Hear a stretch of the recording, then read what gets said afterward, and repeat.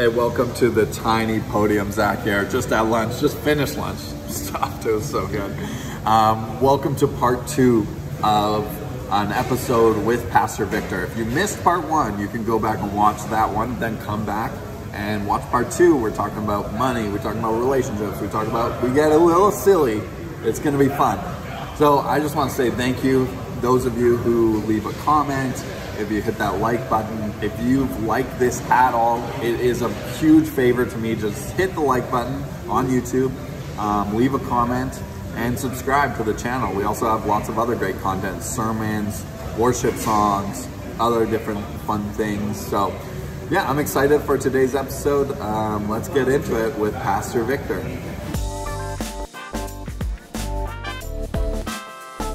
Hey, how's your marriage? Falling apart. Is it? Yep. What are the kind of the things that are making it fall apart?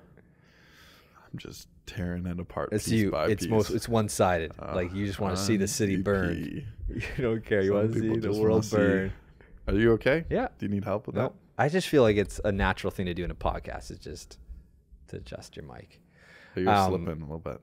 Tighten it up. Tighten it up. Tighten It's right my here. life story. My marriage is great. What would you say to your 20-year-old self? Or when did you get married? How old were you?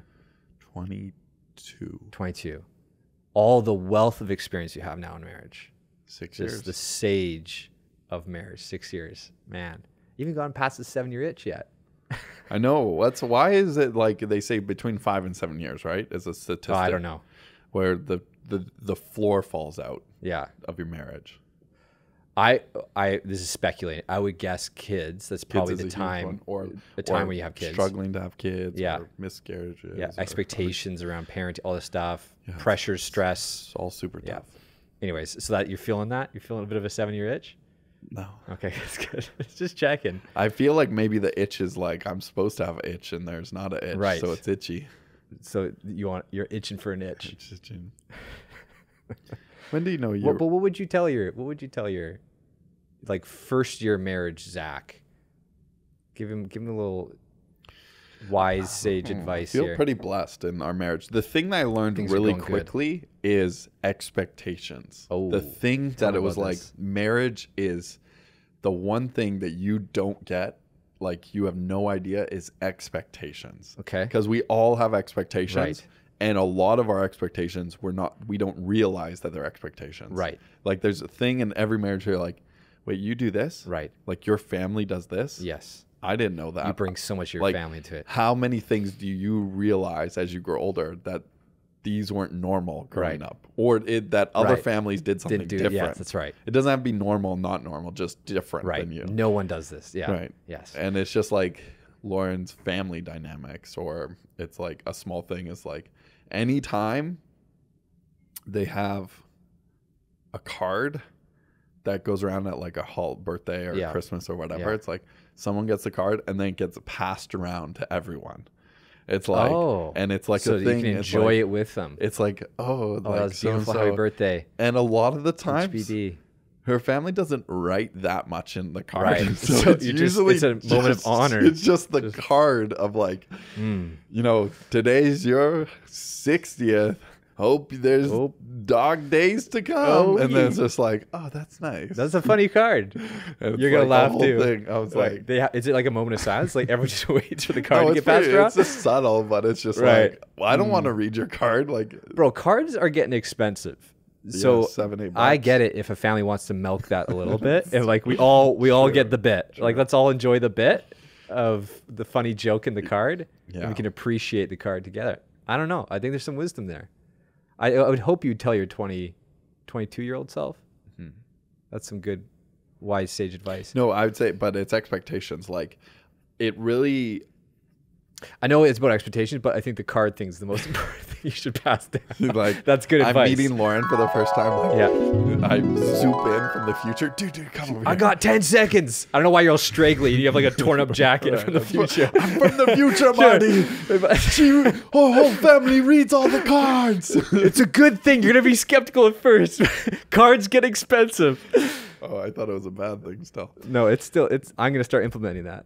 Yeah, anyways. It was just like small things where it's like, oh, your family dynamics are different than mine. Right. But Expectations. That's good. But here is where I think I first realized that in like the first year of marriage. It was the moment when I would walk in the door and she had had an experience for her day and I had had an experience for our day.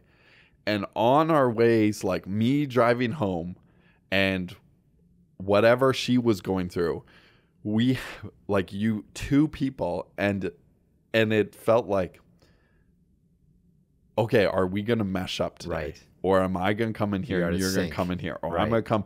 And it was like, I realized that, hey, today we mesh up. Hey, baby, how was you? Right. Good. Those are great I had days. a great day. Yeah. How was your day? Oh, just thinking about you. Had this great meeting. Killed this thing. Oh, I got this. She was a server when we first started dating. I got this big tip. This family was so nice. Then I did all these errands. Oh, so great. And it's like, that night was great. Yeah. And then the next day, right, I'm like, man, I love coming home. Right. Like, here we go. And then it's like, hey, baby, how's it going? It's like, oh, this thing, my car broke down, and so-and-so said this, posted this thing, and all these things, and oh, what? This is it. And then, one day I'm not thinking about her at all. I'm just thinking about the meeting and this bad conversation, and I'm stressed about this thing. I come in and, and she might be, here's the list of where we're going away this weekend. We got all these things. Come in here. We got to do this. I'm like, you got no capacity. I don't want to do this. You were supposed to come and hug me and comfort me and encourage me. And so it's always, and to me, it's like, oh, expectations. Right. Like my whole mind and like viewpoint for that was just I was thinking about me. And I wasn't thinking about, okay, there's someone else on the other side of that door. Right. And so I think that was like where I realized expectations is so huge, because I see it with like young married couples. I've gone through some and doing premarital, and it's like, and that's why I think the premarital is kind of pulling things out. It's like, well, this factor, and like, how do you interact with that? And lots of times, like young married or pre-married couples, oh, it's fine. We just gotta get to it. We're gonna figure it out. And then, I've had experience where I'm doing premarital, and then like we're talking, oh, I'm bringing out some things. I can see some things. Hey, let's talk about it. And it's just not clicking. And then like a couple months later, I see them in the office, like coming in for counseling to talk about those things. No. And it's like, hey, you know what? That's okay. That's okay. You can't figure it out. You're not going to get, sometimes it's hard to know what those things are. That's right. But there's always going to be things, and those things change as you get older. And that's right. And are married longer, and it's hard to do that self-realization. So expectations. That's the thing. 22-year-old Zach. What about you? Yeah. What would I tell or one thing that I think is super helpful is like maybe people forget, especially when they're just getting married, is like the baseline of marriage is friendship. And like, that sounds super cheesy and hallmarky, but you think it is? Yeah. I think there's something missed in there where like you want to build a deep friendship. And I think a part of that is like, in a weird way, like almost creating a world that is only you two, and having these inside jokes and these little things and phrases and these wink winks that like only you get. Right. And it's this fun thing that connects you two that no one else in the world gets. And I think some couples, like, they bring too many people into their world, and so they never really have their own world of like, this is just us and this is good. Like we're about these things, or we just do these things, or we have these sayings that only we know about. And it's like, you're building something that's just you. And I don't know, I think some of that gets lost when, like, this is the crisis of like an empty nester. It's like, if that friendship baseline isn't there and your whole world was surrounded by just like parenting kids, and it's not just about romance. It's not just about sex. It's not just about like even working as a team and stuff. It's like, do you even like each other? Do you enjoy each other? Like, do you have things that is fun? You're laughing together. And it's like, it doesn't matter if kids or anyone else is there. It's like, you just want to be around each other because you're friends. And that sounds weird to say, but like, I think that's, like, when you're empty nesters and all the kids are gone, it's like, what do you have left? Do you enjoy each other? Like each other? Yeah. And I think that's something that doesn't always get invested in a ton.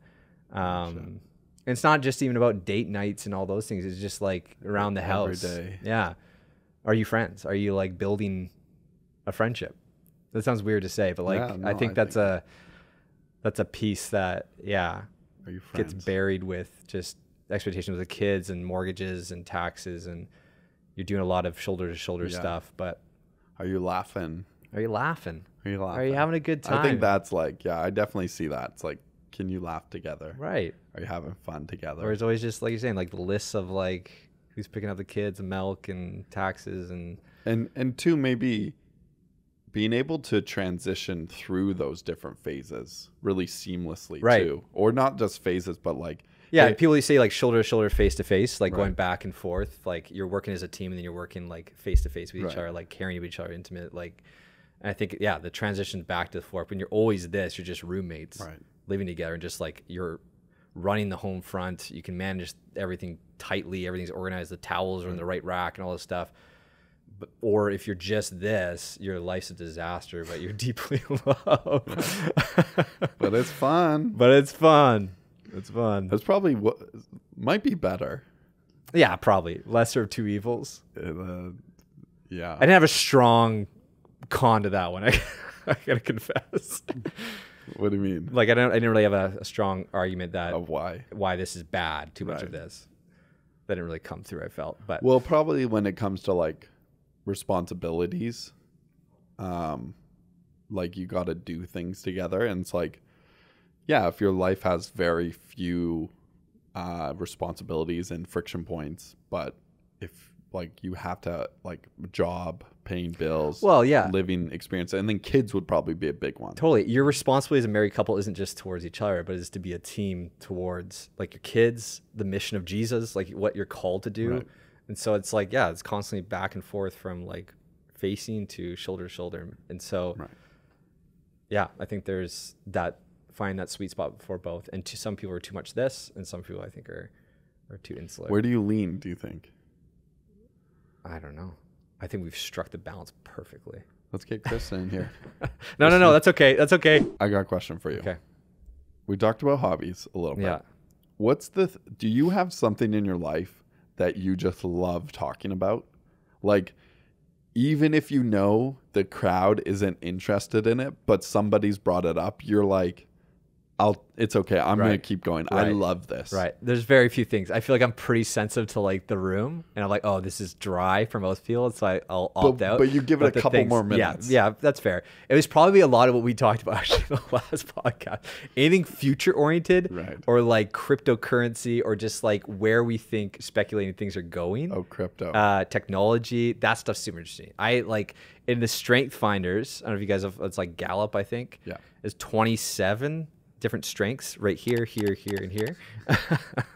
Just do it subtle, because Sorry, you did it well. I gave it too much. Now he's got to frame It it makes a lot of work for Jesse Right. when you do that. here. But my number one Gallup was futuristic. My number one strength. This is so weird. Okay, just an aside. I did the Strength Finders Yes. like 5 years ago. Yes. And somehow in between then and a certain period, I thought my number one was futuristic. And Right. for like 4 years of my life, I've been living like my number one. Input. And they looked at it like 2 months ago. Oh, you had and it's not even on identity crisis. It's not even on my top. And I'm like, What is your number one? Do you remember? It's irrelevant. Activator. Yeah, that makes sense. I think that's in the top 5. Right. I can't remember if that's one. Right. Activator, communication, significance.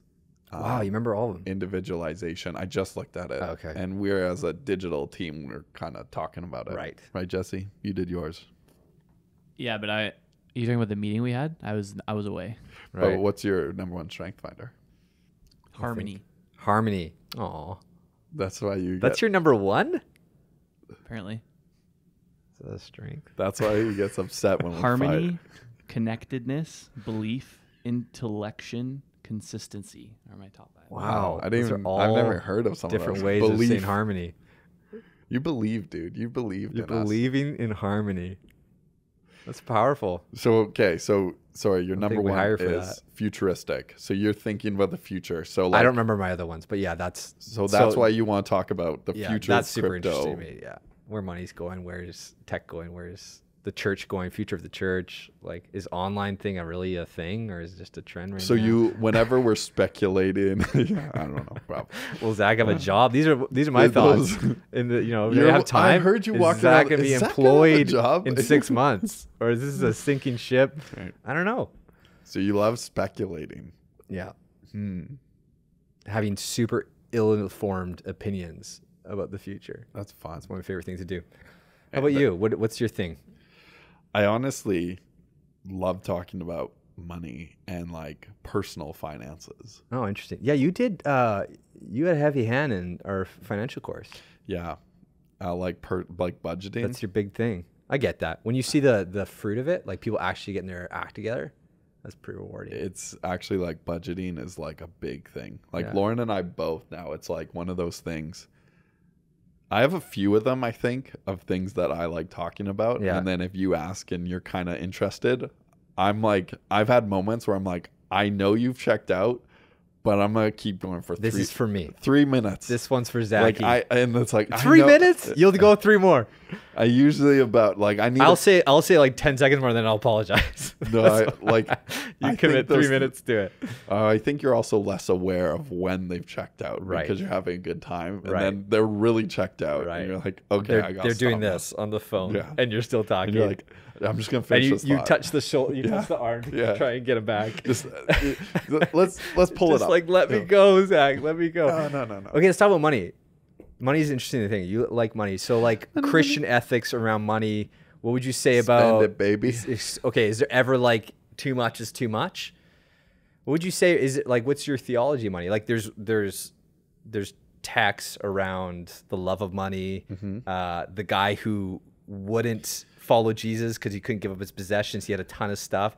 So there's a hold. I think to things. probably more. Is there ever where- too much? I think probably more when my passion would become like stewardship, like where these would, because I think personal finances about like how you spend it and budgeting is like a huge thing of being conscientious, knowing where your money is going, and being able to budget means that I'm intentionally thinking about how I'm spending my money and knowing how that fits in the rest of my life. Right. So that I think like stewardship is like probably the So even if you know and you're like everything calculated to a T, but you're spending on whatever, is there an ethic to the what too? Like can we speak into Yeah, definitely. But I think it's easier.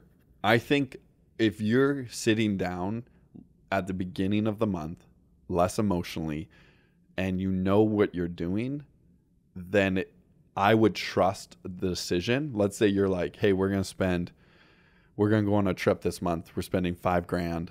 We're going away to Mexico. If you did that like earlier and you're budgeting every month and you plan that, I would have a lot more trust. Right. And then that, I think you've probably made a good decision. So it's a stewardship piece. Opposed to like, hey, next month we're going away. It's like, how much is that trip? It's like, but last week, find out. last week you were talking about how you're struggling to pay Right. this. It's like, okay, that doesn't seem like a responsible decision because it doesn't seem like you have an accurate picture of your life. So you can't make that decision because you don't really know what's over here. So if you have it, you can spend it. It's not really so much on. So okay, Yeah. like my mind goes like the Matthew 6:16, like the text around like don't hoard things where like moths Right, and sure. rust and like Sure. thieves can come in, but invest, like store things, treasures in Yeah. heaven. How would you play that out in your head? Like, is there certain types of things we shouldn't spend money on? No, I think it's all in about the amount of time and money that you're spending. Because I think everyone spends money on stupid stuff. Right. And a lot of this is subjective too, where it's like, how much did you spend on that jacket? Like, how much did you spend on this thing? Right. How much did you spend on going out to eat? This is like, I think lots of people spend like way too much money going out to eat. Right. Way too much money on like entertainment and like coffee. And it's like, well, if this person spent $500 on this hobby that has no value whatsoever, and it's something like objectively in that category of hoarding things and Right. where moths can destroy it. Right. Those moths. But you've spent $1,000 extra of just money eating out and buying this Right. thing, and I You lost don't even that know where it's thing, gonna and go. I ended up, because you weren't organized, you didn't think about it, you didn't plan, you could easily have cut $1,000 out of your budget. It's Right. like, this is objectively a better option, because at least it was intentional and say, why you did it? I like it. Right. It's like, okay. So Like, it's the intention and like no. So like this is what I've heard about materialism. Like Yeah. we say materialism is a bad word because it's about like buying tons of stuff and loving things. But like the truest definition of materialism is a love for the thing. In a sense, like if you want something quality because you want to take care of that thing, manage it and steward it well because you appreciate the materials of that thing, as opposed to you bought something lavish but you forgot where you put it the next week. That's not materialism. That's just and I being think when irresponsible you with- realize the cost of like budgeting, they say, no, I'm going to intentionally spend $500 on this, or whatever the number is. It's like, I'm going to spend 20% of my monthly budget or 50% of my monthly budget on this thing. That's intentional. Right. Because you know how that affects other areas of your life. Right. And then it's harder to be irresponsible to say, oh, well, I can't pay rent if I do that. Right. Well, if you're actually actively thinking about it, and, you know, I don't know a scenario where if someone's going, I can't pay rent, but I'm going to intentionally spend this, like, that person's just an idiot. Like, there's other issues going on there. But you would argue there's nothing objective. We can never say there's anything objective about like wrong about like if guys are buying Lambos if they can afford it, as long as they crush their budget. It's all like there's nothing outside of what is ethically okay to purchase as a Christian. There is a number where I think money, if you're making so much money where you don't have to think about expenses of hundreds of thousands of dollars, because that is 0.000 of your net worth. I think there's a point there where that could probably become really unhealthy, where money just becomes irrelevant in how these things go. But I think that's not many people get to that like Jeff Bezos level. I agree. Like if Elon Musk became a Christian, would he have to give up all like a huge chunk of his money? I don't think so. I think it's more. And then there's I think the next generation is really interested in, like for example, Forbes top top 100 richest people. It's like there's always a list every year. Yeah. I think people in past generations care about how much you make. Right. I think there's a growing generation who cares about how you're spending that money. Yeah, right? and especially around generosity. Yeah, like these guys, Bill Gates. Make sure we put that in description for more traffic. There, and there. Don't stop it, man. It's costing us so much money. Sorry. Stewardship. Yeah, like these guys like Bill Gates, Elon Musk, Bezos, Zuckerberg, like I've heard a lot of them like, and they already have donated tons of money. Right. They've donated more money than you'll ever make in your whole entire life. Right. They've given that away. Right. And, you know, a lot of like, I know Zuckerberg for sure, pretty sure Bill Gates like have, you know, said that they're going to give away 99% of their wealth over their lifetime. And Elon Musk and Bezos, you know, they've said that they are actually responsible for moving humanity forward based on, I'm not saying that's right or wrong, but they've said like SpaceX is, Elon said, well, we actually need to do this. Tesla, like these electronic or electricity modes, it's like, I'm responsible for using this wealth, not to give it to a charity, but to create a new thing to move humanity forward in some way and even help, you know, climate change or whatever. So being rich isn't bad. We were saying like, but it just, you know, but it's harder for a camel to go through the eye of a needle than for a rich man to enter the kingdom of heaven. Unique temptation. And what I love about that wealth. Bible passage is what it seems is what you might jump to if you just heard that is, well, then you can't be rich to know and love God. It'll be Right. too hard for you to love God over your money. Right. And that's what the Pharisees said. Right. But then Jesus says nothing is impossible Possible, through that's God. right. So, you know, I thus love that says a rich man can enter the kingdom of Right. heaven because Jesus' grace is more than any amount of money. And if you read like, But it might be really hard. I agree. You're gonna there's an extra layer of like, you're adding that. yeah, So 100%. go be poor. I was just talking to a woman. She is down out. She's an addict. She's going back into recovery this week, and she calls me like every day, and I text, and she just calls me and says, "Pray for me, pray for me, pray for me. I need Jesus." She's crying. She's singing worship songs. Right. She loves Jesus. Yeah. She's got nothing. Right. She needs Jesus. Right. And I'm on the phone and I'm waiting to go for dinner. I'm like, this is honestly, I pray with her lots, but just one time it's like phone call. Hey, I gotta go. Right. You know, I gotta go eat. Yeah. You know, it's like, what? That's not important. It's like, my wife and my friend, we're going out for dinner, you know, but it's because I got stuff. That's a lot harder. And I can still love Jesus and his grace is sufficient for that. But it's like, okay, add another block of $5 million. Like, I think there are, probably to answer your question, I think there is somewhat of an objectiveness to say if you add X amount of money, there is going to be a hurdle. For sure. You can get You over can it. argue Jesus that in is better, scripture, yeah. but there is a hurdle Right. every single time. And you got to work with that. But at the same time, we need wealthy people. Like 1 Corinthians talks about that church and Galatia funding other churches. Right. And so it's like we need money to move ministry. And so it's like there are people that have the gift of generosity. Yeah. And I think that's the most interesting piece is like, it's not, for me, it's not as much like about a number about this is too much. It's about what are you doing with it? And like, there's a, how are you being generous with that money as opposed to like, that's where I think the Matthew 6 idea comes in. It's like, if you're just hoarding your wealth and if you're buying stuff that is like, it's investing in yourself, that's just a bad investment. I would say it comes back to a little bit what we were talking before of with like hobbies or like a vice. When a vice becomes too much, you have to check yourself. Right. And there is an unhealthy spot and there's a non-unhealthy spot. And I think there's a little bit of subjectivity where it's like, it's not about the actual amount of money, but how your heart views it. Right. And that's a harder thing to measure. Totally. So, because you can be dead broke and be greedy.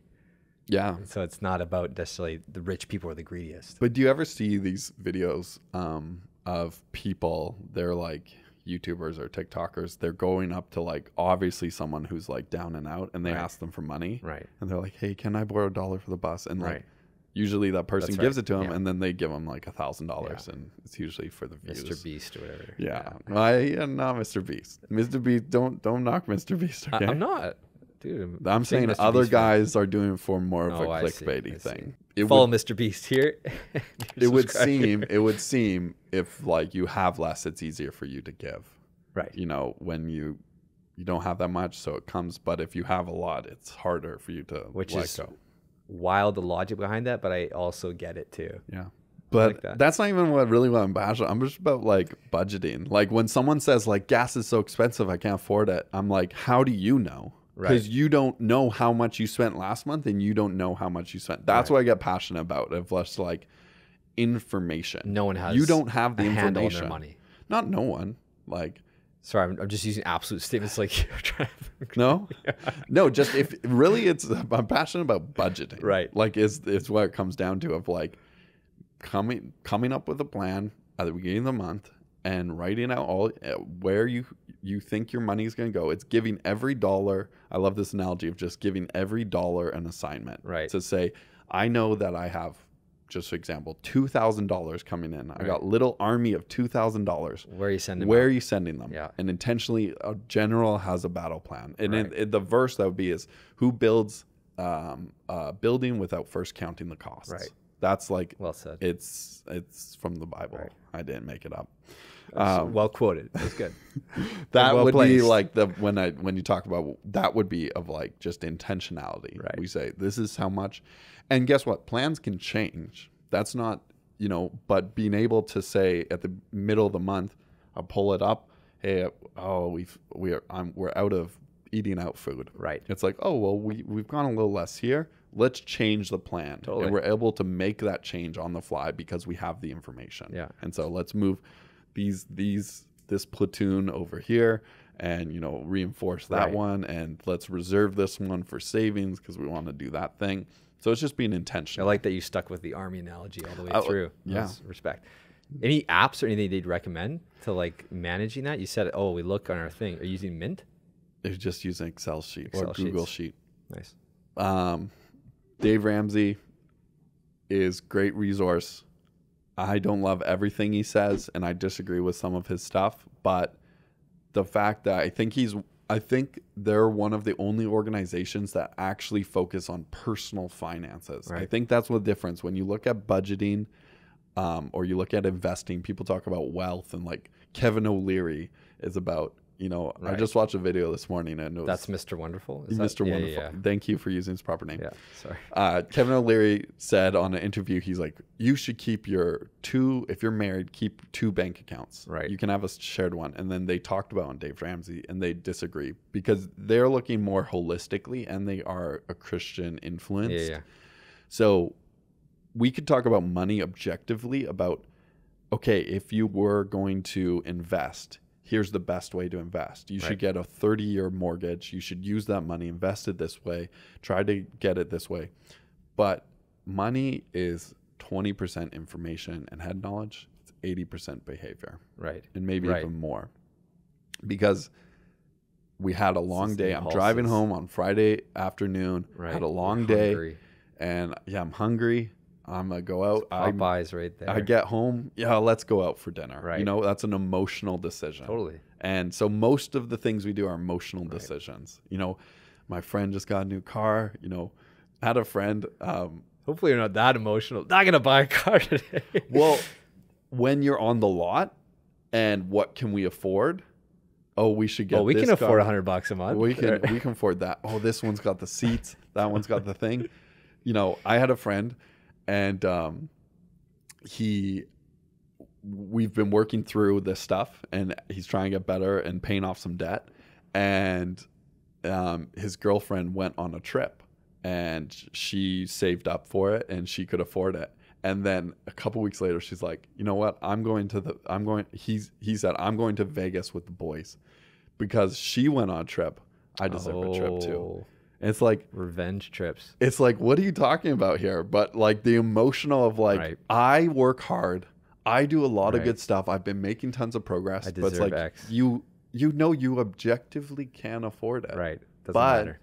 the emotional decision is more than that. Yeah. And I'm not putting that down because I do that every day too. Right. Oh, But it's super hard. but we just need to know that you say, don't use emotion to overcome logic. Right. How's your money, Jesse? Are you dead broke? You maxed your credit cards?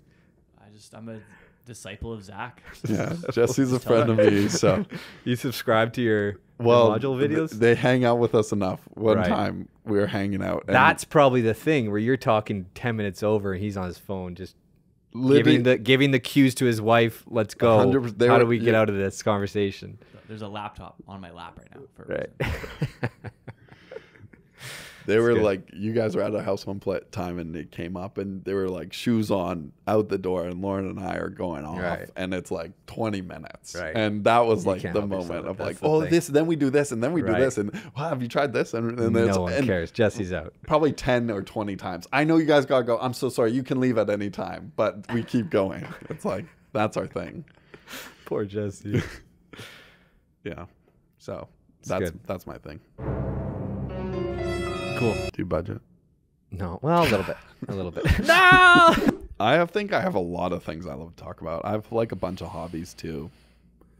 I like crypto investing. Not that I do it lots, but I like speculating. Do you have coins? Yeah, I think I got like You think this guy talks about stewardship? He doesn't even know what he owns. I think I have like $300,000 in Ethereum right now. That's what it's worth this morning when I checked. Right. Yeah, I mean, yeah, it's just whatever.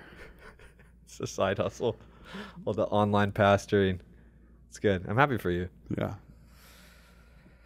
Well, it's 5 o'clock.